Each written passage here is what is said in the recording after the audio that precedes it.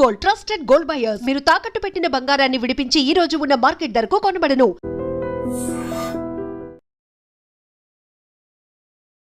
నమస్తే, welcome to iDream media. నేను మీ Roddam Srinivas. Dubai సమీపంలోని ఫుజైరా చమురు కేంద్రంపై జరిగిన దాడి అంతర్జాతీయ సరఫరా వ్యవస్థకు, ముఖ్యంగా భారత్ ఇరాన్ సంబంధాలకు, మరి అమెరికా యుఏఈల మధ్య వ్యూహాత్మక ఎత్తుగడలకు సంబంధించి ఒక పెద్ద ల్యాండ్ మార్క్ ఇన్సిడెంట్ గా మనం చెప్పుకోవాలి. ఈ పరిణామాల నేపథ్యంలో అమెరికా వైఖరి, ఒపెక్ పరిణామాలు, ఇరాన్ ఇజ్రాయెల్ ఉద్రిక్తతల నేపథ్యంలో ఈ దాడులను ఎలా చూడాలి, ఇరాన్ ఎందుకు ఇంత వ్యూహాత్మక టార్గెట్ చేయండి, దీని వెనక ఉన్న కారణాలు ఏందనేది మనతో మాట్లాడడానికి ప్రముఖ రాజకీయ విశ్లేషకులు కోటేశ్వరరావు గారు మనతో ఉన్నారు. నమస్తే కోటేశ్వరరావు గారు. నమస్తే సార్, ఈ యుఏఈ ఓపెక్ నుంచి వైదొలగడం వెనక అమెరికా ఒత్తిడి ఉందని మీరు భావిస్తున్నారా? ఎందుకంటే ఇది ఇరాన్ యుఏఈ సంబంధాలను ఎంతవరకు దెబ్బతీస్తుందని అనుకుంటున్నారు? అమెరికా ఒత్తిడే కాదు, అమెరికా గేమ్ లో భాగంగా యుఏఈ వ్యవహరిస్తా ఉంది అనేది ఇటీవల జరిగినటువంటి పరిణామాలు స్పష్టంగా తెలియజేశాయి. ఇది ఖచ్చితంగా అమెరికా ఆడుతున్న లేదా ఆడిస్తున్నటువంటి ఒక గేమ్. ముఖ్యంగా గల్ఫ్ దేశాలలో ఉన్నటువంటి విభేదాలు కావచ్చు, లేదా గతంలో ఉన్నటువంటి భిన్నాభిప్రాయాలు, వీటిని కూడా వినియోగించుకోవడానికి తన ప్రయోజనాలకు అనుగుణంగా ఈ గేమ్ ఆడుతూ ఉంది. దానిలో భాగంగానే గత సోమవారం నాడు, అదేవిధంగా శుక్రవారం నాడు జరిగినటువంటి పరిణామాలు. ఆ పరిణామాలు ఏమిటంటే, అరబ్ ఎమిరేట్స్ దీని మీద ఈ ఇరాన్ దాడులు చేసింది.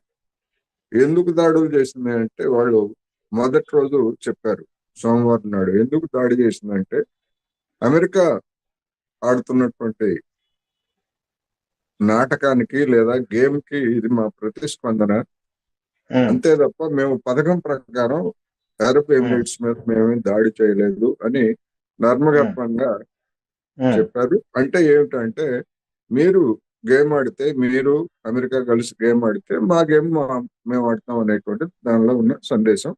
దానిలో భాగంగానే శుక్రవారం నాడు కూడా మరొకసారి దాడి జరిగింది. సార్, ఈ దాడులు అనేటివి అమెరికా సైనిక సామర్థ్యానికి లేదా ప్రతిష్టకు సంబంధించి ఏదైనా మచ్చ తెచ్చే భావించాలా, లేకపోతే ఈ దాడులను సాధారణంగా దాడుల్లో భాగంగానే భావించాల్సి వస్తుందా? అంటే మీరు ఒక వర్డ్ వాడాడు, ట్రంప్ కు ఆ వర్డ్ వాడారు, సో అందుకు నేను ఇది అడుగుతున్నా.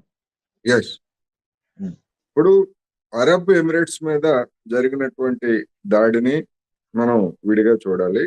మొత్తంగా గల్ఫ్ దేశాల మీద ఫిబ్రవరి 8 తర్వాత ఇరాన్ చేసినటువంటి దాడుల్ని మనం విడిగా చూడాలి. అంటే రెండింటికి అంత సంబంధం ఉన్నది. అయితే అమెరికాలో మీడియాలు వెల్లడించినటువంటి సమాచారం ప్రకారం ఇతరతర ఇరాన్ విడుదల చేసినటువంటి ఫోటోలు ఇవన్నీ చూసినప్పుడు అమెరికా రక్షణ శాఖ కానీ లేదా డొనాల్డ్ ట్రంప్ కానీ వాళ్ళకి ఊహకు అందని రీతిలో దాదాపు 228 ఆస్తులు అంటే విమానాల హ్యాంగర్స్ కావచ్చు, లేకపోతే ఆయిల్ డిపోట్స్ కావచ్చు, లేదా కమ్యూనికేషన్ రాడార్ వ్యవస్థలు, ఇటువంటివి గల్ఫ్ దేశాల్లో మధ్యప్రాచ్యంలో ఉన్నటువంటి అమెరికా సైనిక స్థావరాల మీద ఇరాన్ గురి చూసి కొట్టింది అనేటువంటిది వాటిలో ఉన్నటువంటి సారాంశం. ఆ విధంగా గురి చూసి ఇరాన్ కొట్టగలదు అనేటువంటిది అమెరికన్లు కలలో కూడా ఊహించలేదు. అటువంటి పరిణామం జరిగింది కనుక దాని నష్టాన్ని కూడా బయటికి రాకుండా అమెరికాలో ఉన్నటువంటి వాణిజ్య ఉపగ్రహాలు కొన్ని ఫోటోలు తీస్తాయి, విడుదల చేస్తూ ఉంటాయి, మన దేశంలో ఉన్నటువంటి వాళ్ళకి కూడా అందజేస్తూ ఉంటాయి. సరే, అదొక కథ. అటువంటి ఉపగ్రహాలు తీసినటువంటి ఫోటోలను కూడా మీరు విడుదల చేయొద్దు, విడుదల చేసేట్లయితే అమెరికా పరువు పోతుంది, డొనాల్డ్ ట్రంప్ పరువు గంగలో కలుస్తుంది అనేటువంటి దాంతో వాటి మీద కూడా నిషేధం పెట్టారనేటువంటి వార్తలు వచ్చాయి. అందుకని ఎంత డ్యామేజ్ అనేటువంటిది అది అనూహ్యంగా ఉంది. అందుకనే డొనాల్డ్ ట్రంప్ కి లేదా అమెరికాకి చెప్పుకోరాని చోట దెబ్బ తగిలింది. ఆ దెబ్బ ఎవరు కొట్టారంటే ఇరాన్ కొట్టింది అనేది నా అభిప్రాయం. సార్, ఇజ్రాయిల్ తో యుఏఈ పెంచుకుంటున్న సాన్నిహిత్యం ఇరాన్ ఆగ్రహానికి ప్రధాన కారణమని అనుకోవచ్చా ఈ దాడుల నేపథ్యంలో? ఖచ్చితంగా ఓకే. ఇజ్రాయెల్ కి అదే విధంగా అరబ్ ఎమిరేట్స్ కి ఉమ్, అంటే లాంఛనంగా ఒక రక్షణ ఒప్పందం అనేటువంటిది లేకపోయినప్పటికీ ఇరాన్ రక్షణ వ్యవస్థలు అబుదాబి లేదా ఇతర ఆ దుబాయ్ కి అంటే మన డోమ్ అంటున్నారు కదా, అమెరికాలో ఇజ్రాయెల్ కి డోమ్ కల్పిస్తే అంటే రక్షణ వ్యవస్థను కల్పిస్తే ఇజ్రాయెల్ యుఏఈలో ఉన్నటువంటి అరబ్ ఎమిరేట్స్ లో ఉన్నటువంటి 2 పట్టణాలకు అటువంటి డోమ్ కల్పించిందని చెప్పారు. ఉమ్, ఇజ్రాయిల్ లో ఉన్నటువంటి డోమ్ నే ఇరాన్ దెబ్బతీసి ఉమ్, అక్కడ ఉమ్, ఉన్నటువంటి వాళ్ళని ఏ విధమైనటువంటి కకావికలు చేసిందో మనం చూసాం. అదే పరిస్థితి ఇప్పుడు అరబ్ ఎమిరేట్స్ లో కూడా ఇరాన్ అదే పని చేసింది. ఎందుకు చేసింది అంటే ఇరాన్ ఇజ్రాయిల్ అరబ్ ఎమిరేట్స్ రెండు కూడా కలగలిసి ఉన్నాయి. మరి ఎందుకని యుఏఈ మీద దాడి చేసింది అంటే ఇజ్రాయెల్ లెబనాన్ లో ఉన్నటువంటి హిజ్బుల్లా స్థావరాల మీద ఆ నాయకులను చంపడానికి లేకపోతే వాళ్ళు ఉన్నటువంటి ప్రాంతాలను ధ్వంసం చేయడానికి ప్రయత్నం చేస్తా ఉంది కనుక దానికి మిత్ర దేశమైనటువంటి అరబ్ ఎమిరేట్స్ ని ఇరాన్ ఎంచుకుంది. ఇది ఉమ్. బహిరంగంగా జరుగుతున్నదే. కాకపోతే ఈ అరబ్ ఎమిరేట్స్ ఆ విషయాన్ని చెప్పుకోలేదు, ఇరాన్ కూడా చెప్పదు వ్యూహాత్మకంగా. రెండు వ్యూహాత్మకంగానే వ్యవహరిస్తున్నాయి అనేది మనకు స్పష్టంగా కనిపిస్తుంది. సార్, ఈ దాడులను ట్రంప్ చాలా తేలిగ్గా తీసుకోవడం, కొట్టిపారేయడం గనుక ఉన్న అసలు వ్యూహాత్మక ఆ దౌత్యం ఎలా అర్థం చేసుకోవాలి? ఏమై ఉండొచ్చు యాక్చువల్ గా? అంటే మనకి ఈ కాల్పుల విరమణ అనేటువంటిది ఏప్రిల్ 8వ తారీఖు నుంచి అమల్లోకి వచ్చిన తర్వాత నెల రోజులు దాటిపోయింది. ఈ అవును. నెల రోజుల్లో ట్రంప్ చేసినటువంటి ప్రకటనల్ని మనం కనుక చూస్తే, ఉమ్, మీరు మాతో ఒప్పందానికి రాకపోతే మిమ్మల్ని అది చేస్తాము, ఇది చేస్తాము, లేదా మీ నాగరికతలను ధ్వంసం చేస్తాము, మీ దేశం మొత్తాన్ని కూడా బాంబులతో లేపేస్తాము, ఇన్ని కబుర్లు చెప్పాడు. అవును. ఇన్ని కబుర్లు చెప్పినా గానీ ఇప్పుడు చర్చ ఏమిటి? మళ్ళా ఇరాన్ వైపు నుంచి ఇరాన్ మీద మళ్ళా ప్రశంసలు. వాళ్ళు చాలా మంచిగా చేస్తున్నారు, ఇట్లాంటి ఇవన్నీ చిన్న చిన్నవి. మేము వాళ్ళు పరస్పరం దాడులు చేసుకుంటే అవన్నీ కూడా చిన్న చిన్నవి. యాక్సిడెంట్ లో రాసుకుపోయినట్టుగా వాహనాలు రాసుకుపోయినట్టుగా జరిగింది అనేటువంటి పద్ధతుల్లో అంటే దాన్ని తక్కువ చేసి చూపడానికి కూడా ఒక ప్రయత్నం జరుగుతూ ఉంది. అంటే ఉమ్, ట్రంప్ కి అటు గట్టిగా చర్యలు తీసుకోలేనటువంటి పరిస్థితి, అలాగని ఇరాన్ కనుక లొంగిపోయేట్లయితే, ఇరాన్కి లొంగిపోవడం అంటే ఇరాన్ షరతులను కనుక అంగీకరించేట్లయితే వచ్చే నవంబర్ లో జరిగేటువంటి ఎన్నికల్లో రిపబ్లికన్ పార్టీ పూర్తి మెజారిటీ, ఉభయ సభల్లో పూర్తి మెజారిటీ కోల్పోయేటువంటి అవకాశాలు ఉన్నాయి గనక ఇప్పుడు ట్రంప్ ఒక విధంగా చెప్పాలంటే దిక్కుదోచని స్థితిలో ఉన్నాడు. అటు రిపబ్లికన్ పార్టీ వైపు నుంచి విమర్శలు ఎదుర్కొంటున్నాడు, ఇటు అక్కడ ఉన్నటువంటి ఇతర నిపుణులు కావచ్చు లేదా వ్యాఖ్యాతల వైపు నుంచి కూడా చేస్తున్నారు. అన్నింటికి మించి ఏంటంటే రెండో ప్రపంచ యుద్ధం తర్వాత మొట్టమొదటిసారిగా ఐరోపాలో ఉన్నటువంటి నాటో మిత్ర దేశాలు అమెరికాకి మద్దతు ఇవ్వకపోవడం అనేటువంటిది ఒక టర్నింగ్ పాయింట్. ఇది ప్రారంభంలో మనకి ఏదైనా ఏ పరిణామమైనా కానీ జీరోతోనే స్టార్ట్ అవుతుంది, ఒకటితోటి స్టార్ట్ అవుతుంది. ఈ ఒకటితోటి స్టార్ట్ అయినటువంటి ఈ పరిణామం ఎంతకు పెరుగుతుంది అనేటువంటిది మనం రాబోయే రోజుల్లో చూడాల్సిందే. కానీ ఇది ఖచ్చితంగా నాటో మధ్య అమెరికా మధ్య లేదా ఐరోపా దేశాలు అమెరికా మధ్య గ్యాప్ అనేటువంటిది ప్రారంభమైంది. సార్, మూలిగే నక్కపై తాటిపండు పడిందనే చందంగా ఈ మధ్య ఈ ట్రంప్ ఏవైనా టారిఫ్లు వేశారో దాని మీద 22 రాష్ట్రాలు కోర్టుకి ఎక్కాయి. అది కూడా ఒకటి వచ్చింది. అది ఎస్, చాలా నెగిటివ్. దీన్ని అక్కడ అమెరికా రాజకీయాలను ఈ పరిణామాలన్నీ ఎలా ప్రభావితం చేయబోతున్నాయి రానున్న కాలంలో? 10% అనేటువంటి దాన్ని కూడా కోర్టులు కొట్టేశాయి అనేటువంటిది కొట్టేశాయి. తాజాగా వచ్చినటువంటి అవును. తీర్పు. ఉమ్, అంటే మరి డొనాల్డ్ ట్రంప్ అనుసరిస్తున్నటువంటి విధానాలు అంటే తమ సంక్షోభాన్ని, తమ ఆర్థిక వ్యవస్థలో ఉన్నటువంటి సంక్షోభాన్ని ఇతర దేశాల మీద నెట్టడం అంటే ఇతర దేశాల వస్తువుల మీద పన్నులు విధిస్తే వాళ్ళు భయపడిపోయి లేకపోతే మరొకటి చేసి తమ వస్తువులకి తమ మార్కెట్లను తెరుస్తారు అనేటువంటి ఎత్తుగడ దీని వెనకాల ఉన్నది. అది చైనా మీద 2018లో ప్రారంభించినటువంటి ట్రేడ్ వార్ అంటారు దాన్ని. ఆ ప్రారంభించినటువంటి అప్పటి నుంచి ఇప్పటి వరకు చైనా విషయంలో చైనా లొంగలేదు. అదేవిధంగా మిగిలినటువంటి దేశాలు, ఐరోపా దేశాలు కానీ ఇటువంటి వాటి అన్నిటిని కూడా బెదిరించాడు ట్రంప్. వాళ్ళు కూడా ఏమీ తగ్గలేదు. ఇప్పుడు మళ్ళా ఈ మధ్య కూడా మేము 25% ఐరోపా దేశాల మీద కొన్ని వస్తువుల మీద పన్ను విధిస్తామని చెప్పేసి మళ్ళా బెదిరించాడు. ఆ బెదిరింపు ఎందుకు చేశాడంటే ఇరాన్ మీద జరుగుతున్నటువంటి దాడుల్లో వాళ్ళు ఏమాత్రం సహకరించట్లేదు, సమర్థించటం లేదు, సమర్థించకపోగా విమర్శిస్తున్నారు. మీరు ఊబిలో కూరుకుపోతున్నారు అని చెప్పేసి జర్మన్ ఛాన్సలర్ స్వయంగా చెప్పాడు. అందుకని ఈ పరిణామాలతో ఉక్కిరి బిక్కిరి. ట్రంప్ ని మనం వ్యక్తిగతంగా అతని ప్రవర్తన చూసి పిచ్చివాళ్ళలాగా ఉన్నాడు, లేకపోతే చంచలంగా మాట్లాడతాడు, ఒక మాట ఎప్పుడు మాట్లాడతాడు అని చూసుకున్నప్పటికీ మొత్తంగా అమెరికాలో ఉన్నటువంటి ఈ పాలక వర్గం ఏదైతే ఉందో వాళ్ళు కూడా ఒక విధంగా గందరగోళంగా ఉన్నారు.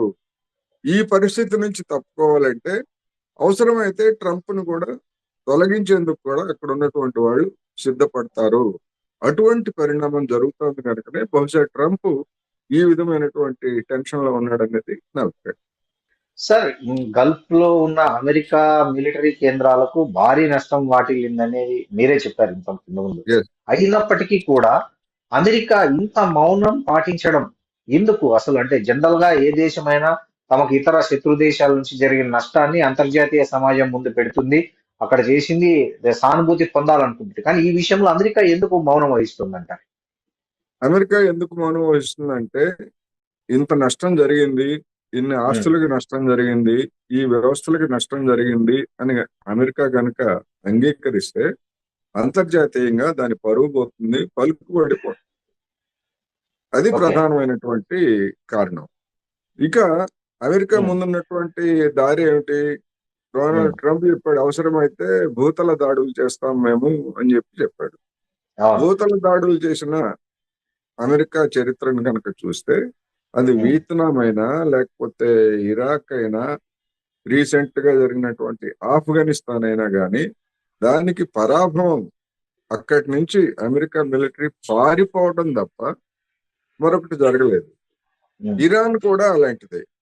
ఆఫ్ఘనిస్తాన్ లో ఎట్లాగైతే భౌతికమైనటువంటి పరిస్థితులు, కొండలు, గుట్టలు, లోయలు ఏ విధంగా అయితే ఉన్నాయో ఇరాన్ లో ఉన్నటువంటి పరిస్థితి కూడా అదే కనుక వాళ్ళకి తెలియనటువంటి ప్రాంతాల్లో వెళ్ళి చిక్కుకుపోయి అక్కడ నష్టపోవడం అనేటువంటిది, ఒక్క సైనికుడు అటువంటి చర్యలో నష్టపోయినా కానీ, ప్రాణం పోయినా కానీ అమెరికా సమాజం చాలా తీవ్రంగా స్పందించేటువంటి అవకాశం ఉంది.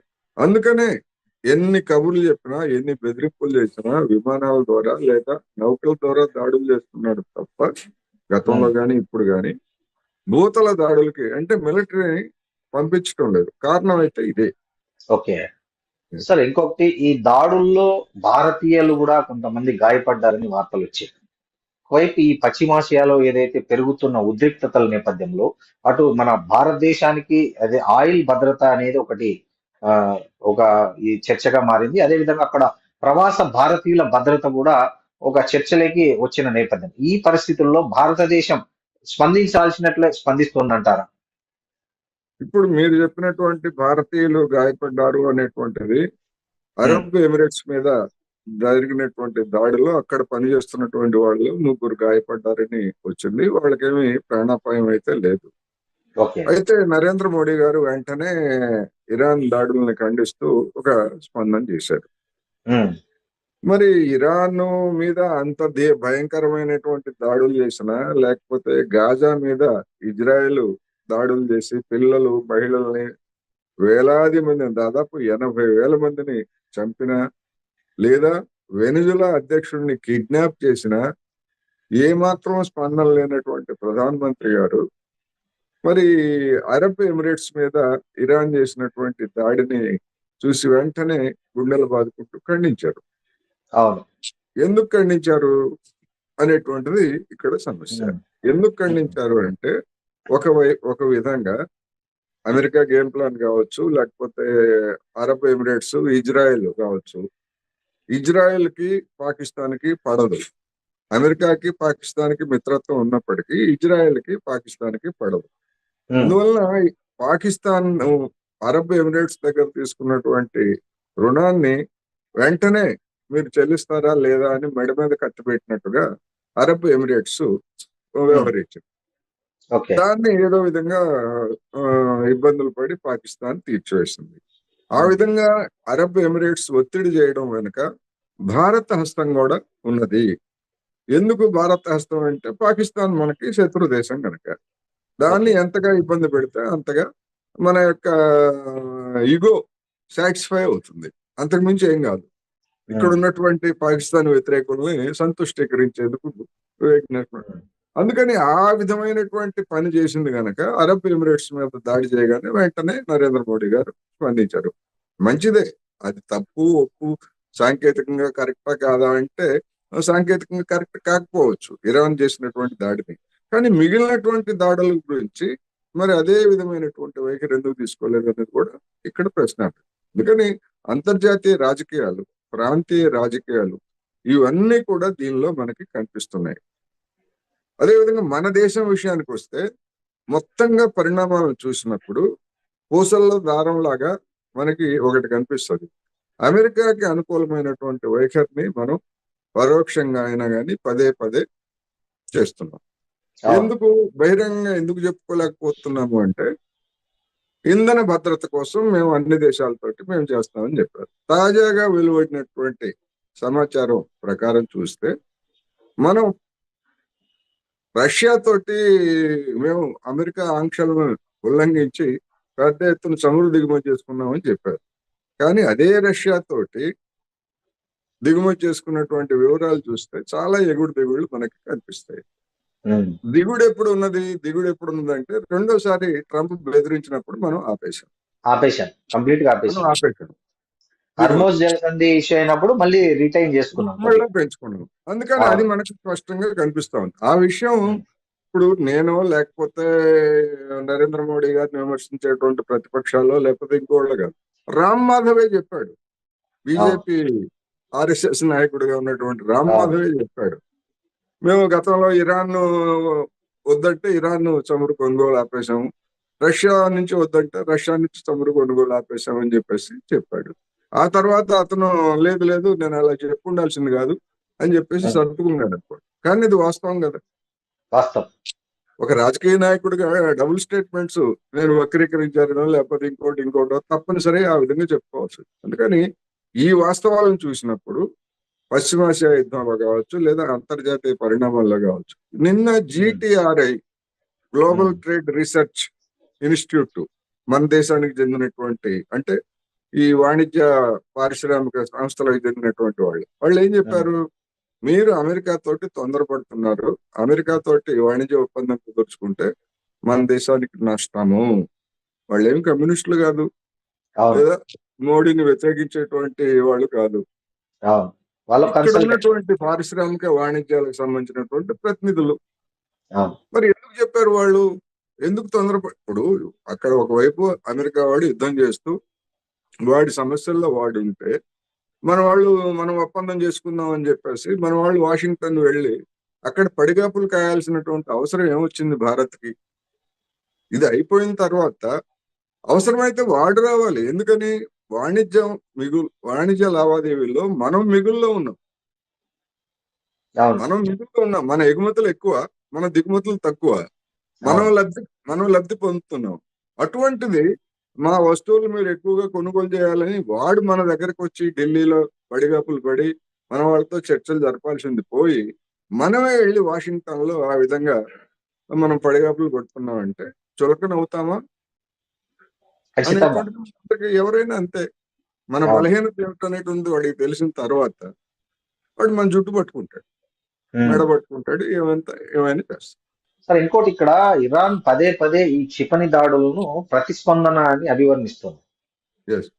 సో ఇది ఇట్లనే ఉంటే ఏ, అంటే ఏమన్నా పూర్తి స్థాయి యుద్ధానికి దారితీసే అవకాశం ఉందంటారా? ఇప్పటి వరకు జరిగినటువంటి ట్రెండ్ ని కనుక మనం పరిశీలిస్తే ఉమ్, పూర్తి స్థాయి యుద్ధానికి అమెరికా కూడా సిద్ధం కాదు. ఓకే. అమెరికా సిద్ధం కానప్పుడు ఇరాన్ దగ్గర ఉన్నటువంటి ఆయుధం లేకపోతే బలం ఏమిటంటే ఇది అట్లాగే కొనసాగుతుంది. ఈ లోపల ఇరాను తనకు అవసరమైనటువంటి కొత్త క్షిపణులు కానీ లేకపోతే ఉన్న వాటిని మెరుగుపరచుకోవడం కానీ అట్లాంటివన్నీ కూడా చేస్తుంది. డెఫినెట్ గా చేస్తుంది. ఎందుకంటే మళ్ళా భవిష్యత్తులో ఎప్పుడైనా అమెరికా ఇజ్రాయెల్ దాడి చేస్తే మా పరిస్థితి ఏమిటనే వాళ్ళు అడుగుతున్నది అదే కదా. భవిష్యత్తులో మీరు దాడులు చేయము అనేటువంటి హామీ మాకు ఇస్తే మేము అణుశుద్ధి మీద కూడా మేము ఒప్పందం చేసుకుంటాము అనేటువంటిది వాళ్ళు చెప్తున్నారు. అణుశుద్ధి మీద మాకు రైట్ ఉండాలి అంటే దాని అర్థం అణుబాంబులు తయారు చేస్తామని కాదు. మేము అణుబాంబులు తయారు చేయము అనేటువంటిది ఒప్పందం మీద గతంలోనే మేము సంతకం చేశాము. న్యూక్లియర్ ఎన్పిటి అణ్వస్త్ర వ్యాప్తి నిరోధక ఒప్పందం మీద ఆ ఇరాన్ సంతకం ఇప్పటికీ వ్యాలిడే. దాన్ని అమెరికా ఉల్లంఘించింది కనుక వాళ్ళు శుద్ధి చేసి అవసరం అయితే మేము బాంబులు తయారు చేసుకునేటువంటి రైట్ మాకుందనేటువంటిది వాళ్ళు ఎక్స్పెక్ట్ చేశారు. మరి అటువంటి దాన్ని వదులుకోవట్లేదు. రెండోది అమెరికా చేస్తున్నటువంటి డిమాండ్ ఏమిటి? మీరు బాలిస్టిక్ మిసైల్స్ లేకపోతే ఇతర సుదూరంగా ప్రయోగించేటువంటి వాటిని మీరు పరిమితం చేసుకోవాలి. ఎవరికి పరిమితం చేసుకోవాలి? ఇరాన్ నుంచి ఉన్న 12,000 కిలోమీటర్ల దూరం ప్రయాణించి అమెరికా మీద దాడులు చేసేటువంటి క్షిపణులు ఇరాన్ దగ్గర ఉన్నాయా? లేవు కదా. రెండు దేశాల మధ్య ఉన్నటువంటి దూరం 12,000 కిలోమీటర్లు. అటువంటిది మీరు ఆయుధాలను పరిమితం చేసుకోవాలని అడుగుతుందంటే ఎవరి కోసం అడుగుతుందంటే ఇజ్రాయెల్ కోసం అడుగుతుంది. మరి ఇజ్రాయెల్ కోసం అంత తాపత్రయపడుతున్నటువంటి అమెరికా ఎందుకు తాపత్రయపడుతుందంటే ఇజ్రాయెల్ ని ప్రాంతీయంగా ఒక గూండాలాగా తయారు చేసి ఆ ఇతర దేశాల మీద అదుపు చేయడానికి ఇటువంటి వాటన్నిటికీ ఉపయోగిస్తుంది. అందుకని దాన్ని ఎందుకు అంగీకరించాలి? నిజానికి ఇజ్రాయెల్ కి ఇరాన్ కి ఏమి గట్టు పంచాయితీ లేదు, సరిహద్దు సమస్యలు లేవు, లేకపోతే మరొకటి లేవు. ఎక్కడొచ్చింది? పాలస్తీనా ని ఏర్పాటు చేయకుండా ఇజ్రాయెల్ అడ్డుకుంటుంది కనుక దానికి సంఘీభావంగా ఇరాన్ లో ఉన్నటువంటి పాలకులు ఇతర వాళ్ళందరూ ఉన్నారు కనుక అక్కడి నుంచి వచ్చింది. హిజ్బుల్లా అంటే అంతే కదా, పాలస్తీనాకు మద్దతుదారులే కదా వాళ్ళు. హిజ్బుల్లా అయినా హమస్ అయినా వాళ్ళందరూ హౌతీస్ అయినా. అందుకని మొత్తంగా మనం రాజకీయాలు, అంతర్జాతీయ రాజకీయాలు మొత్తంగా పరిణామాలను గమనంలో ఉంచుకుంటే తప్ప ఈ శత్రుత్వాలు లేకపోతే ఈ విధమైనటువంటి డిమాండ్లని మనం అర్థం చేసుకోలేదు. సార్, ఇప్పుడు హర్మూజ్ జలసంధిలో రోజు రోజుకు పెరుగుతున్న ఈ ఉద్రిక్తలు తగ్గించడానికి అంతర్జాతీయ సమాజం స్పందించాల్సినంతగా స్పందిస్తోందంటారా? ఎందుకంటే ఇది ఇలా కొనసాగుతోంది, సామాన్యుడు ఎఫెక్ట్ అవుతున్నాడు. మీరు చూశారు, ఎన్నికలు అయిపోగానే మన దేశంలో కమర్షియల్ గ్యాస్ సిలిండర్ అని చెప్పి భారీగా పెంచారు. యుద్ధం మొదలవుతానే అన్ని గ్యాస్ సిలిండర్ల మీద ధర పెంచారు, రెండోసారి పెంచారు. తర్వాత ఏమో అంతకుముందు ఏమో పెంచామని చెప్పారు, తర్వాత ఏమో దానికి విరుద్ధంగా కమర్షియల్ మాత్రమే పెంచామన్నారు. కమర్షియల్ పెంచిన వినియోగదారుడు ఎవడు? వినియోగదారుడు ప్రజలే కదా. హోటల్ మేనేజ్మెంట్ అయితే అది నువ్వు గ్యాస్ ధర పెంచుతావు, అతను ఫుడ్ ధర పెంచుతాడు, అంతే కదా తేడా. అంతే కదా. ఇప్పుడు మనం వెళ్ళి బయటకు వెళ్ళి టీ తాగినా లేకపోతే భారీగా పెరిగాయి. అవును, ఒక టీ మీద 10 రూపాయలు పెరిగింది, 40 రూపాయలకు పెరిగింది కదా, 10 రూపాయలు పెరిగింది కదా ఒక ప్లేట్ కి. ఎగ్జాక్ట్లీ, అవును. ఒక టీ మీద కూడా 10 రూపాయలు పెరిగిన పరిస్థితి ఉంది హైదరాబాద్ లాంటి నగరాల్లో. చిన్న చిన్న టీ స్టాల్లో, పెద్ద పెద్ద బ్రాండెడ్ ఇవి కాదు. సో ఇదంతా భారం మోస్తున్నది మళ్ళీ ప్రజలే. సో ఈ పరిస్థితుల్లో అంతర్జాతీయ సమాజం ముందున్న ప్రత్యామ్నాయం ఏమిటంటారు మీరు? ప్రత్యామ్నాయం ఒకటి, అమెరికా యొక్క దురాగతాన్ని ఖండించి దాని మీద అంతర్జాతీయంగా ఒత్తిడి తేవాలి. ఒత్తిడి తేవాలంటే దాని అర్థం ఏదో అమెరికా మీద దాడి చేయమనో లేకపోతే ఇంకోటి చేయమనేటువంటిది కాదు. ఏ దేశానికి ఆ దేశం తమ దగ్గర ఉన్నటువంటి వాటిని నట్లు బిగించాల్సినటువంటి అవసరం అయితే ఉన్నది. ఇప్పుడు నిన్న మన కేంద్ర ప్రభుత్వ ప్రతినిధి చెప్పినటువంటి సమాచారం ప్రకారం ప్రతి నెల ఈ సంక్షోభం ప్రారంభమైన తర్వాత ప్రతి నెల 30,000 కోట్ల రూపాయల మేరకు మార్కెటింగ్ కంపెనీలకి నష్టం వస్తా ఉంది అని చెప్పారు. అంటే మొత్తంగా గతంలో వేసినటువంటి అంచనా ఏమిటంటే 90,000 కోట్లు నష్టం వచ్చింది అని చెప్పారు. ఆ నష్టాన్ని పూడ్చుకోవడం కోసం కేంద్ర ప్రభుత్వం తన ఖజానాలో వేసుకుంటున్నటువంటి ఒక పన్నులో 10 రూపాయలని మినహాయించుకొని మార్కెటింగ్ కంపెనీలకి మీరు చెల్లించక్కర్లేదు, అదేదో మీరే తీసుకోండి అని చెప్పింది. అది చేసిన తర్వాత కూడా 30,000 నెలకు 30,000 కోట్ల నష్టం అంటే ఎన్ని రోజులు ఈ విధంగా ఉంటారు అనేటువంటిది సమస్య. అందుకనే అనేక మంది ఈ రాష్ట్రాల ఎన్నికలు అయిపోయిన తర్వాత ఈ ఈ ఫలితాలు వచ్చిన తర్వాత మళ్ళా మరొకసారి పెంచుతారు ఈ చమురు ధరలు అని కారణం అదే.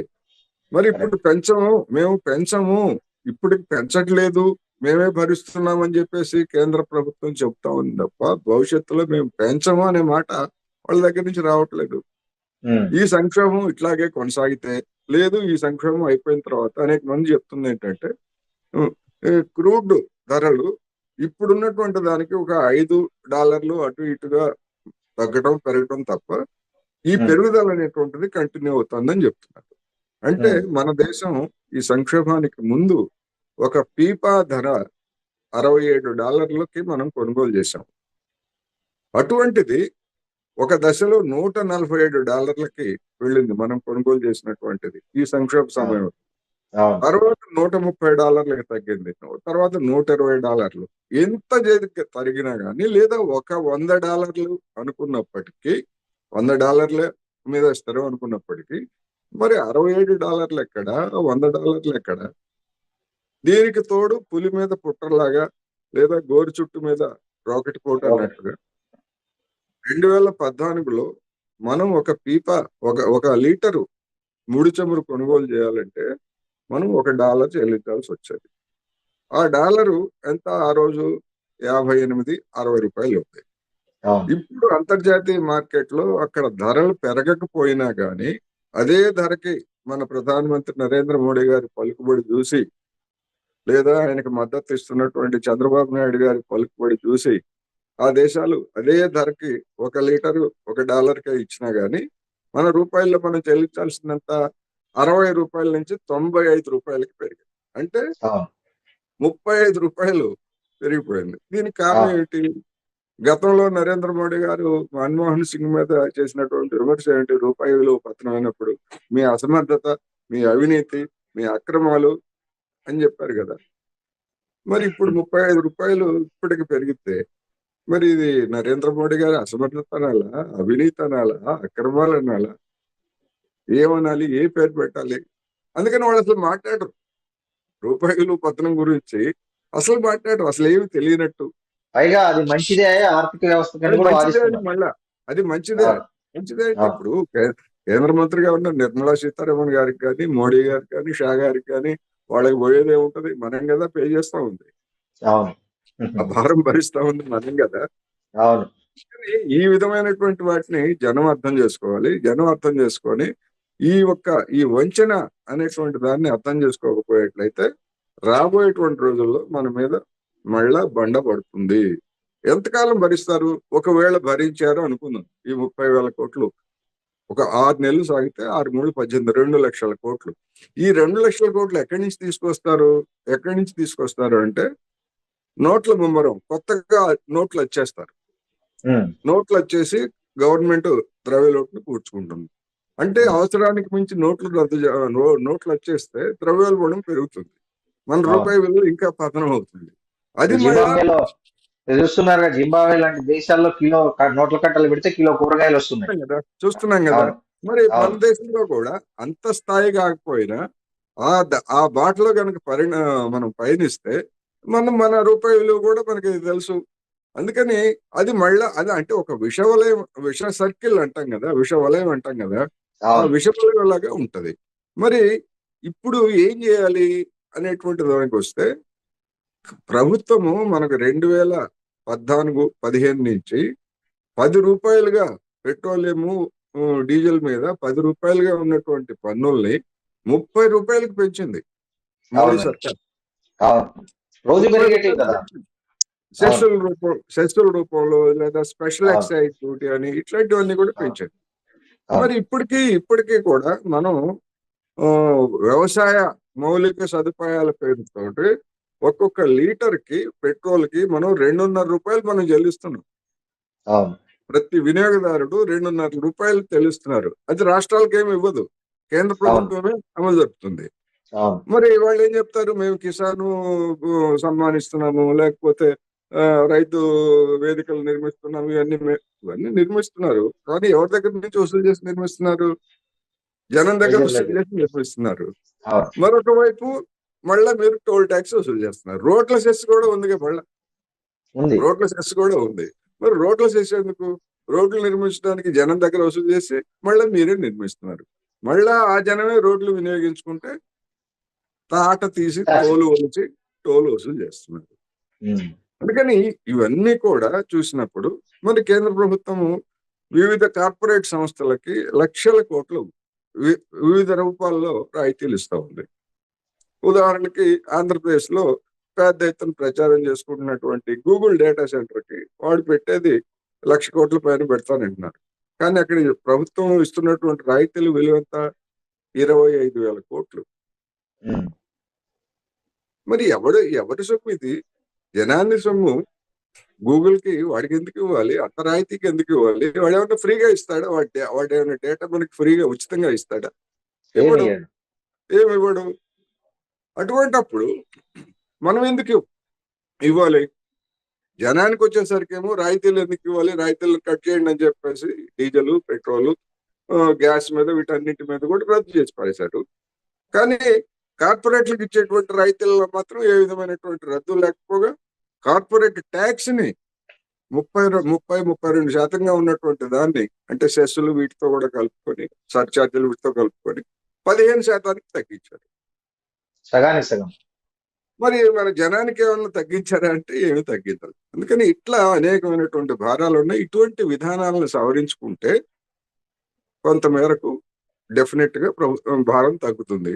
లేకపోతే ఏంటి, కొన్ని సంక్షేమ పథకాలను ఎత్తేయాల్సి వస్తుంది, కొన్ని స్కీమ్స్ ని గవర్నమెంట్ ఎత్తేయాల్సి వస్తుంది.